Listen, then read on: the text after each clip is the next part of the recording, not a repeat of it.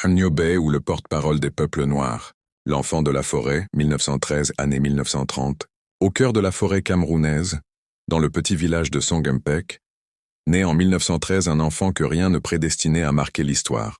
Fils du peuple Bassa, Amniobé grandit dans la tradition bercée par les contes, les proverbes et les valeurs de solidarité. Mais très tôt, le monde colonial le rattrape. À l'école missionnaire, il apprend le français, la langue du colonisateur, et découvre une autre réalité, celle de l'injustice, de l'humiliation et du mépris que subissent les siens. L'enfant devient un jeune homme avide de savoir, révolté dans le silence, observateur du système qui l'entoure. L'instituteur révolté, année 1930-1940. Devenu instituteur, il transmet plus que des leçons, il éveille les consciences. Il lit Karl Marx, Gandhi et les écrits anticoloniaux. Amniobé ne veut pas seulement enseigner, il veut libérer. Avant de continuer, je vous demande de nous soutenir en vous abonnant à notre page, car ici nous redonnons vie aux récits oubliés.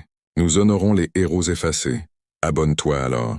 Il rejoint la CGT, un syndicat progressiste, puis fonde en 1948 l'UPC, Union des populations du Cameroun, un parti nationaliste révolutionnaire.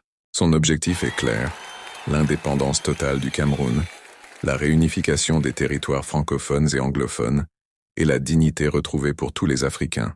À ses côtés, il y avait ses camarades de lutte tels que 1. Félix Roland Moumié, médecin et leader charismatique de l'UPC après l'assassinat de Niobé. 2. Ernest Ouandier, enseignant et militant de terrain de l'UPC. 4. Abel Kingué, militant de l'UPC et proche de Moumié. 5.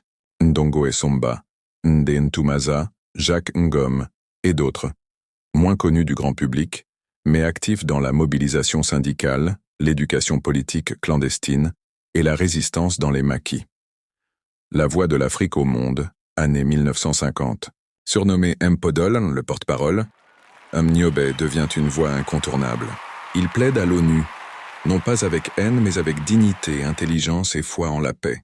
Il déclare « Nous ne voulons pas chasser les Blancs, nous voulons chasser l'injustice ». Pendant que d'autres prônent la violence, lui croit encore en la lutte pacifique. Price la chasse à l'homme, 1955-1958. Mais la France coloniale ne supporte pas qu'un Africain tienne tête au monde occidental.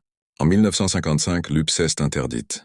Amniobé devient un homme traqué, vivant dans la forêt, s'adressant à son peuple dans la clandestinité. Pourtant, il ne cesse jamais de parler, d'écrire, d'organiser. Il reste debout, même dans l'ombre.